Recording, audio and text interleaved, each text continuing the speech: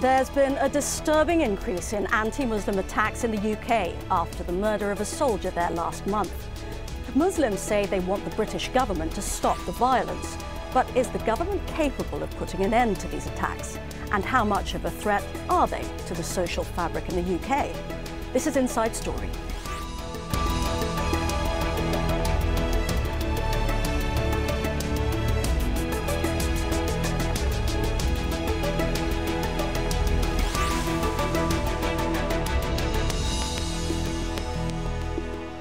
Hello and welcome to the programme. I'm Veronica Pedrosa.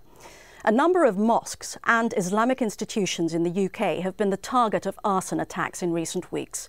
It's all happened in the wake of the murder of British soldier Lee Rigby in southeast London last month.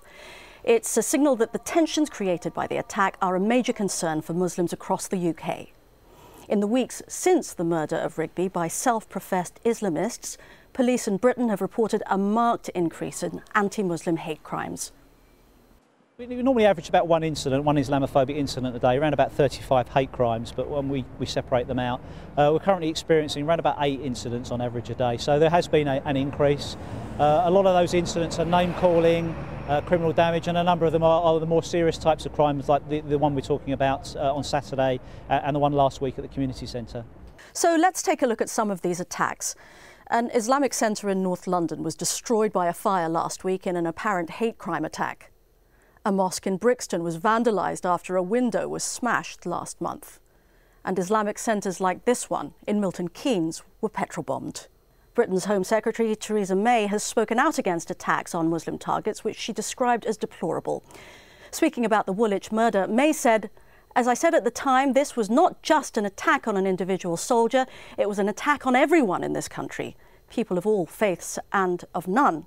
Sadly, in the aftermath of this horrific incident, we've seen an increased number of attacks on mosques and Islamic centres. These are deplorable, disgusting acts. Joining us are our guests. In London, Matthew Tarek Wilkinson's the Director of Curriculum for Cohesion. He's also a research fellow at Cambridge Muslim College. Also in London, Asghar Bukhari, a founding member of the Muslim Public Affairs Committee UK, known as MPAC. And in Manchester, Mohammed Shafiq, founding member of the Ramadan Foundation. So let's start with you, Mohammed Shafiq, in Manchester.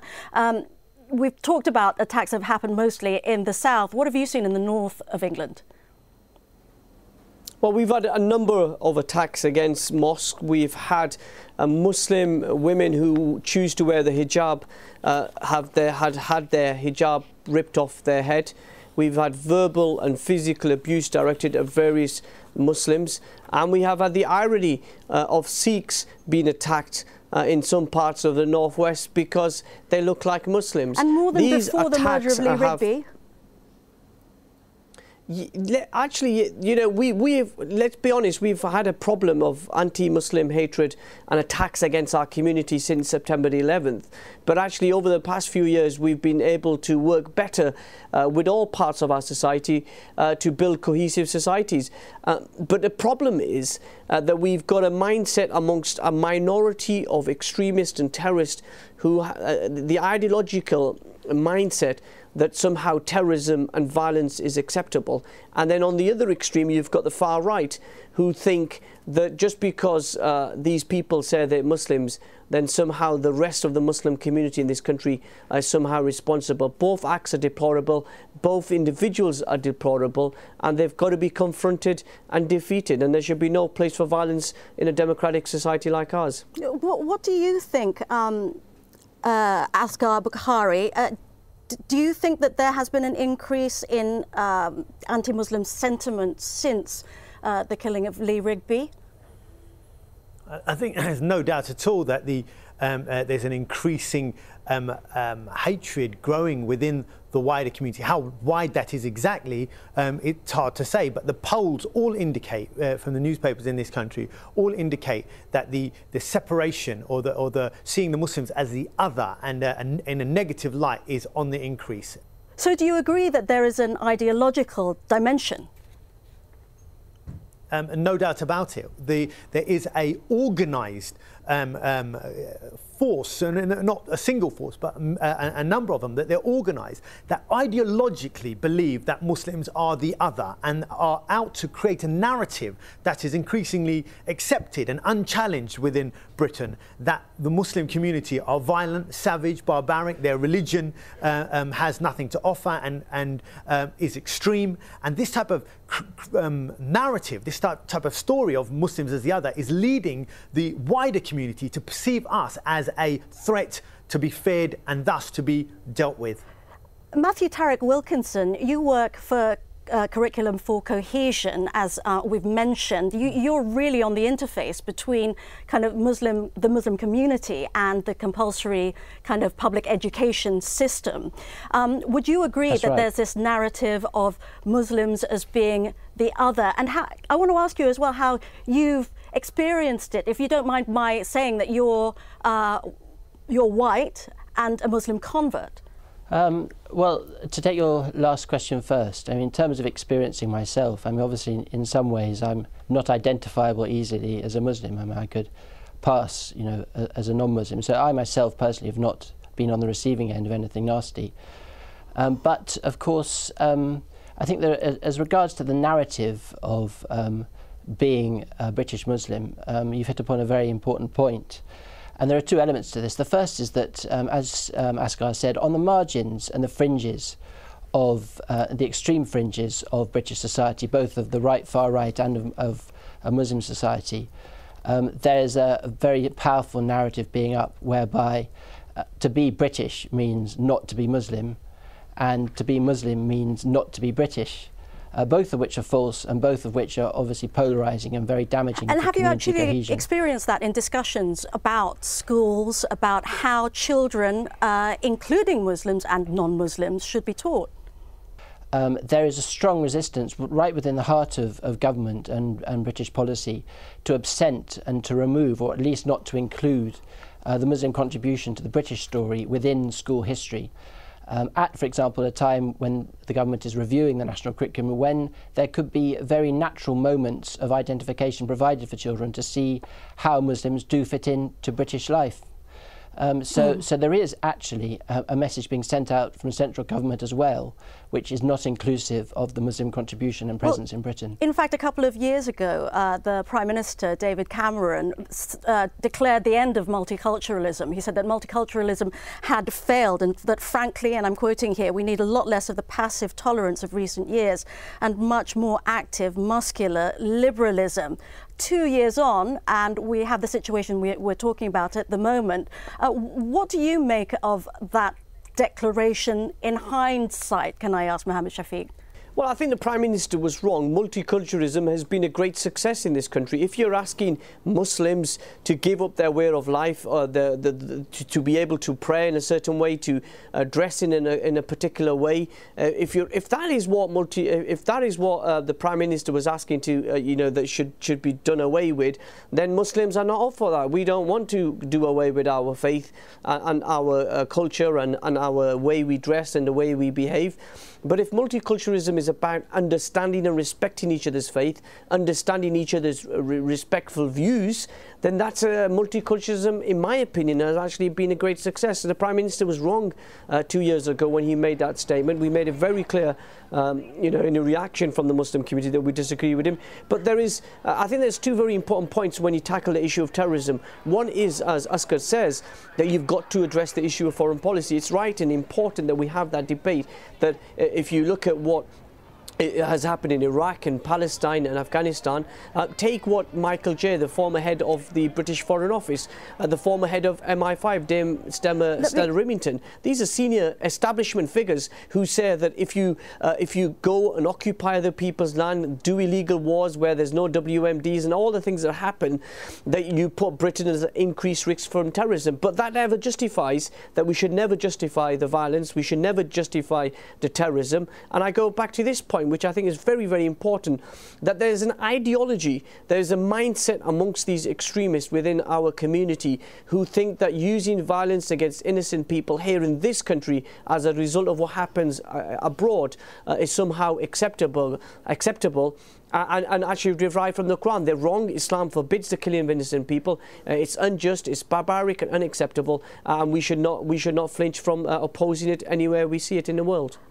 Mohammed Shafiq made a couple of kind of logic of jumps, as it were, in the story within that. I could see that you wanted to say something, Asghar Bukhari, while he was speaking. Can you make the link for us between this idea of the exclusion of the Muslim community, radicalism to terrorism? Look, when it comes to the government tackling or coming down hard against Islamophobia and the hatred against Muslims that is growing within Britain, they can't. Because in fact it aids their narrative. If they were to, they're bombing and taking an extreme foreign policy around the world. They do that and justify it often by using an Islamophobic narrative that these extremists, these fanatics, we're going to civilize them. And if they were to then come down hard and say, well, actually, we can't use that type of argument anymore, they're undermining their own, themselves in their own propaganda war when it comes to justifying this foreign policy. As far as why the Muslim community is radicalizing and seeing itself as an other, well, there's a narrative being played out right now through the press and through the media and through these organized forces that says that, as I explained earlier, that we are extremists, we are fanatics, we have nothing to offer this country. And the more a young Muslim sees himself as the other, the more he says, well, if this country won't accept me, if I can't be British, no matter what I do, and I'm only always going to be seen as the outsider, the enemy within, then that's what I'm going to adopt. That's exactly what I am. They hate me, so I hate them back.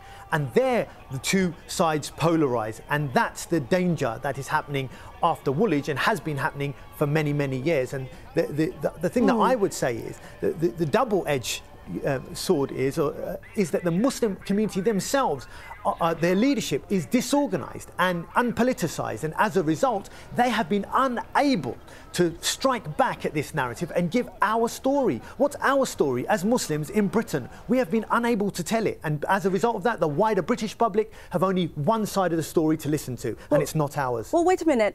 Is that really the case? Matthew Wilkinson, I can see that you wanted to say something, and I can see that in your work you have tried to create space for the Muslim story, as it were.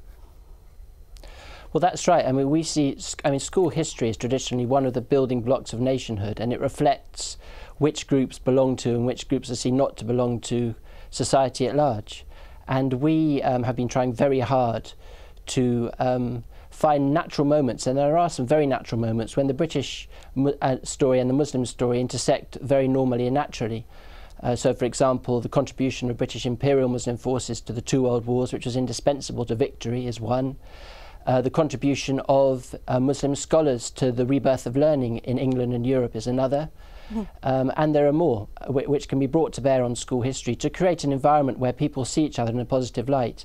And it is about a long-term strategy to create the types of mindsets that are not susceptible to violent and radical narratives, and that and can look at the other let me ask you something. With respect. In your work, I know that you are trying to create a space for that Muslim narrative, as it were. I want to know what your experience has been when you've been in a room with Muslims and non-Muslims and introducing this idea, and also in courts of law, where I know that you're also consulted from time to time. The first thing to say is that the Muslim community does need to organise itself much more effectively to get the message out to every corner of the land that it is absolutely illegal, both by British common law and by Islamic law, to do anything that's going to be prejudicial to the safety and health of the country where you're living safely and as a citizen. So that message hasn't gone out nearly strongly enough from within the Muslim community.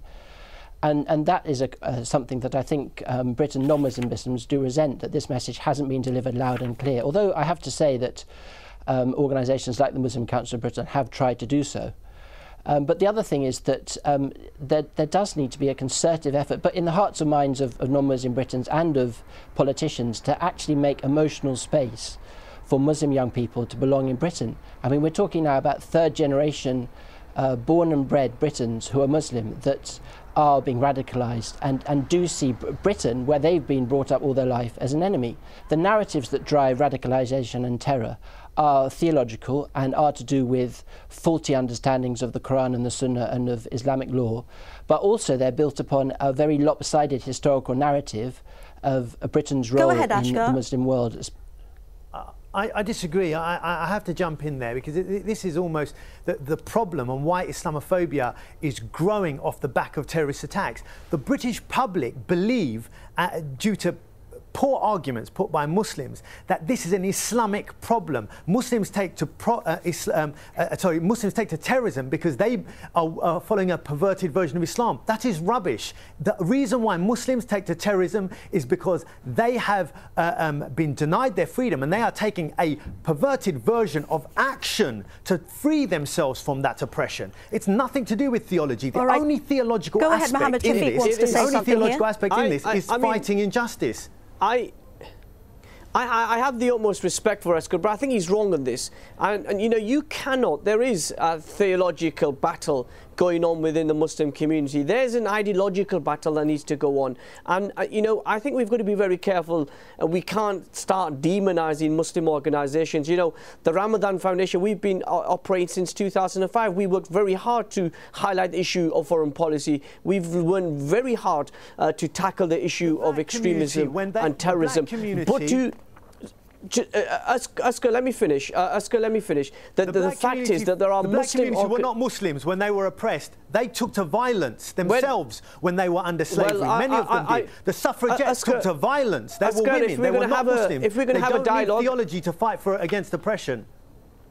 Well, this is. I think this approach doesn't help. When we are going to have a dialogue, it helps if you listen to what I've got to say, and I'm very happy to listen to you. That we've got to be very careful about demonizing Muslim organizations. We've all got a responsibility. We've all got a duty. But to suggest that there is no theological ideology of these mindset of these extremists, the Osama bin Ladens of the world, the Al-Qaeda, the takfiris as we call it in Arabic, who describe Muslims as non-Muslims and then therefore terrorism is allowed, has got to be confronted. This is not to do, foreign policy is one element, one factor, but to just try to brush off this whole issue and say this is to do with just foreign policy. But there is one more thing, if I can say, Veronica, and that is the disconnection between Muslims. There's a disconnection between Muslims in this country and the political process, and we've got to give young people, young Muslims in particular, a voice in politics, that their voice is being heard.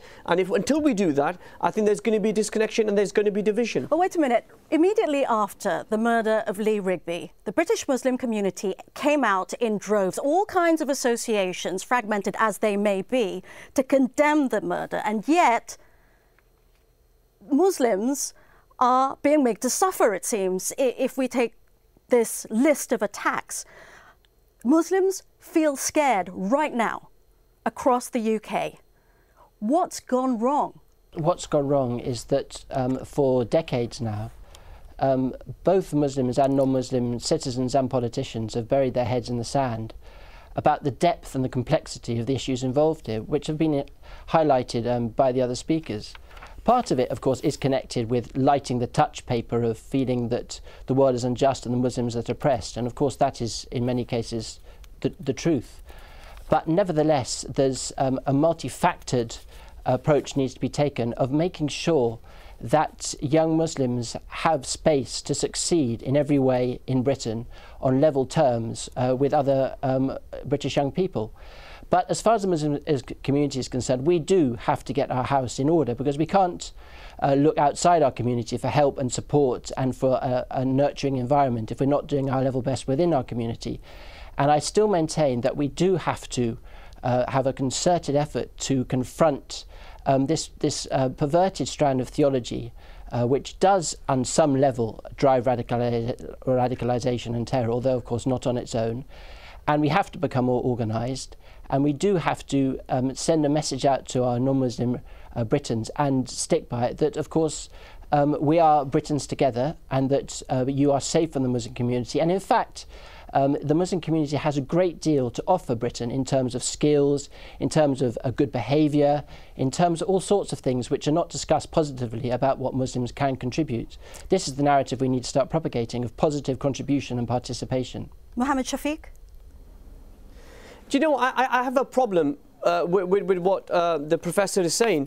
You know, the Muslim community was burying its head in the sand 8 years ago when July the 7th happened. You know, you saw unequivocal, strong condemnation from the Muslim community in the United Kingdom after Lee Rigby's brutal murder. So to suggest that somehow the Muslim community is burying its head in the sand is just not true. And I think it's an insult to the many Muslim organisations in this country that are working day and night to tackle this issue. And actually, if you look at the work that all those organisations are doing, yes, you can find holes in some of the approaches, but actually, you know, we should celebrate the achievements of what we've achieved as a community rather than demonise other aspects I don't think of that's Muslim so different organisation. from what Mr Wilkinson was saying. Ask Al-Bukhari, I can see that you wanted to jump in there. I think people watching this, I think people watching this will take an opinion that somehow Muslims are burying their heads in the sand, when that's not the truth. The truth is that we've spoken unequivocally strong against it, and I think that's something that we should celebrate. Mohammed, it's all talk. It's all talk, and stop kidding yourself. I mean, I love you as a brother, but the fact of the matter is you're wrong here, right?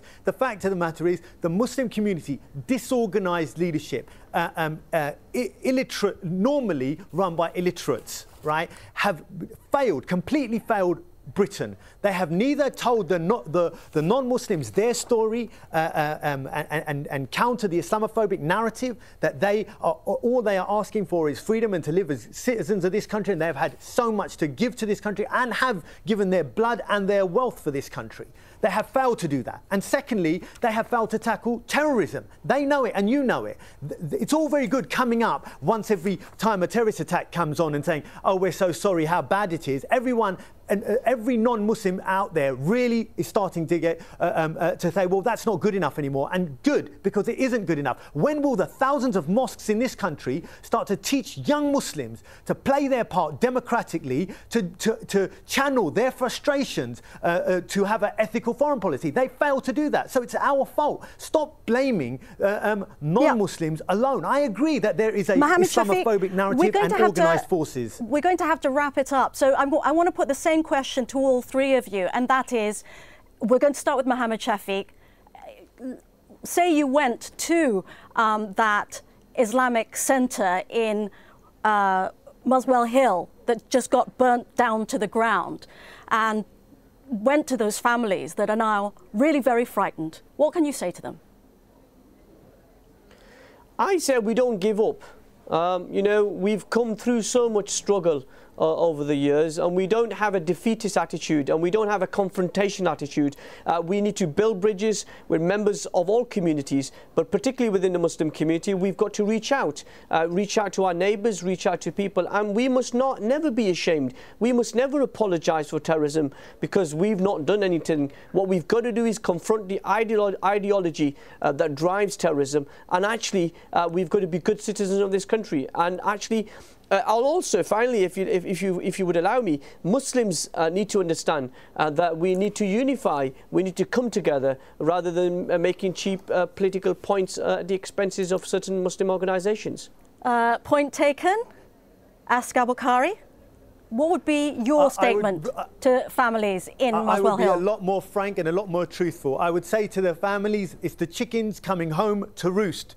You failed to wake up, you failed to organise, and you failed to do your part in teaching the wider non-Muslim community why they shouldn't burn it down while everyone else said they should. Now you've learnt the lesson. If you don't want it to burn down again, this time stop sitting down and hoping that God's going to solve your problems, and start solving them yourself. Matthew Tarek Wilkinson, finally. Yes, reach out to your neighbours, show your neighbours and non-Muslim friends and associates the positive values of Islamic hospitality and charity and service, and also get active, meet with your school governors, meet with the teachers, make sure that the positive contribution of Muslims to Britain is heard in the school curriculum, and so that people can see that Islam can and has made a positive contribution to life in these islands.